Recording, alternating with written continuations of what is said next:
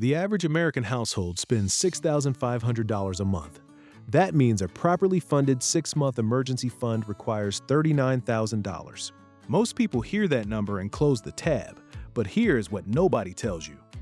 You do not save $39,000, you save $200 a month and the math does the rest, while your money earns 4.5% instead of the 0.38% your bank is paying right now. Today, I am showing you exactly how to build a fully funded emergency fund fast, even if you are starting from zero and even if money feels tight. In the next 8 minutes, 3 things. First, how to calculate your real emergency fund target.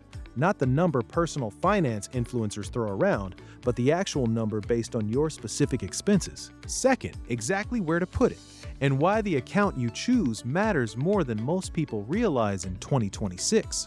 Third, the automation system that builds your emergency fund without you ever making a conscious decision to save. An emergency fund is not a savings account. It is not your vacation fund. It is not money you touch for anything short of a genuine emergency. Job loss, medical bill, car breakdown, major home repair. Its entire purpose is to prevent you from going into debt when life happens, and life always happens. Without an emergency fund, every unexpected expense goes on a credit card at 20 to 25% interest. With one, you pay cash, you move on, and your investment accounts never get touched. The emergency fund is not the most exciting part of your financial life. It is the foundation that makes every other part possible. Here's how to calculate your actual target. Step 1. Add up your non-negotiable monthly expenses only: rent or mortgage, utilities, groceries, insurance, minimum debt payments, transportation. Do not include subscriptions, dining out, or discretionary spending.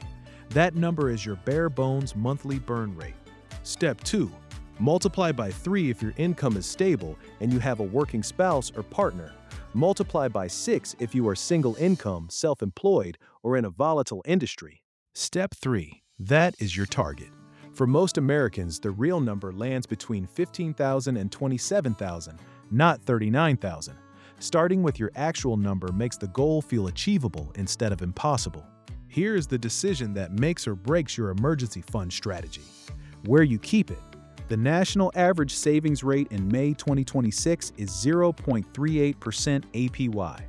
Chase, Bank of America, and Wells Fargo standard savings accounts pay between 0.01% and 0.5%. High-yield savings accounts at Marcus, Ally, SoFi, and Fidelity are currently paying between 4.25% and 5.00% APY, all FDIC insured, up to $250,000. On a $20,000 emergency fund, that difference is $880 per year in your pocket versus $76 at a big bank. Over 5 years while you build and maintain your fund, that is more than $4,000 in additional interest.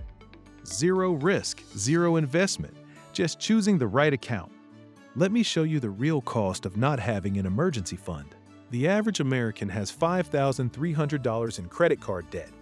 The average credit card interest rate in 2026 is 22.8%.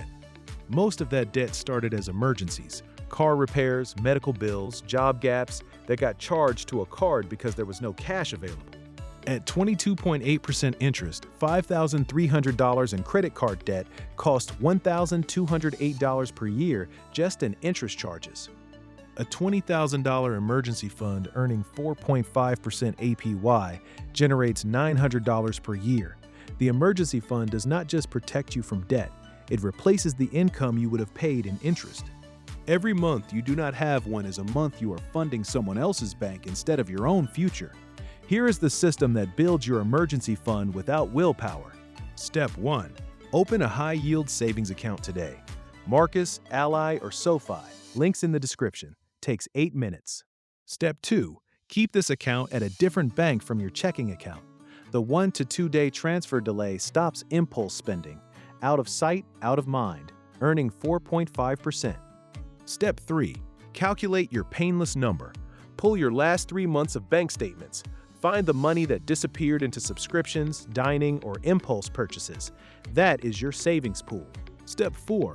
Automate a transfer the day after your paycheck hits. Not when you remember, not when you feel like it. The day after payday, automatically. Step 5. Start with whatever you can. $50, $100, $200. The amount matters less than the habit. Here is the math that makes this feel achievable. Target, $18,000.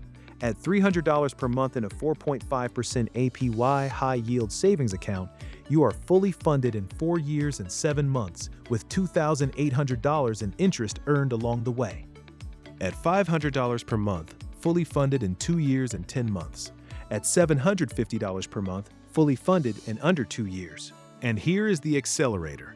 Any windfall, tax refund, bonus, side income, selling something goes directly to the emergency fund first. Not to spending, not to investing. The emergency fund first. Once it is fully funded, every one of those windfalls goes to investing instead. The discipline period is temporary. The financial security is permanent. Should you save 3 months or 6 months? Here's the honest answer. 3 months is the minimum for stable 2-income households with low job risk. 6 months is right for single-income families, self-employed individuals, commission-based workers, and anyone in a volatile industry. 1 year is appropriate for entrepreneurs, freelancers, or anyone whose income varies significantly month to month. The key insight most people miss: you do not have to hit 6 months before you start investing. Once you have 1 month of expenses saved, $3,000 to $5,000 for most people, start contributing to your 401k at least enough to capture the full employer match. Then split your savings between the emergency fund and investing. You do not have to choose one or the other. 3 things that are real emergencies. Job loss. This is what the fund is primarily for. Sudden medical expense not covered by insurance. Major car repair that prevents you from getting to work. 3 things that are not emergencies. A sale you do not want to miss. A vacation you did not plan for. A newer version of something you already have. Every time you raid your emergency fund for something that is not a genuine emergency, you reset months of progress and remove the protection you built. The fund has one job. Let it do that job. When you are tempted to dip into it, ask one question. If I did not have this money, would I go into debt for this? If the answer is no, it is not an emergency. Here is how the emergency fund connects to everything else we have covered on this channel. Your emergency fund is the foundation. Without it, every market downturn becomes a crisis. You might be forced to sell investments at the worst possible time to cover expenses. With it, your 401k, Roth IRA, and brokerage account can stay invested through every correction. The emergency fund is what allows dollar-cost averaging to actually work. It is what allows you to stay invested during a crash instead of panic selling it. It is the boring, unglamorous account that makes every exciting investment strategy possible. Build it first, keep it funded, then let everything else we have built together compound. A fully funded emergency fund is not a restriction on your wealth, it is the foundation of it. It is the reason you can invest aggressively, take career risks, and sleep at night regardless of what the market does tomorrow. Drop the word funded in the comments if your emergency fund is fully built, or tell me where you are in the process. I read every single one. And if this video helped you get clear on what you need to do next, hit like. It takes 1 second. Next Tuesday, I am covering one of the most debated questions in all of personal finance: index funds versus picking individual stocks, and the data that ends that debate permanently. Subscribe and do not miss it.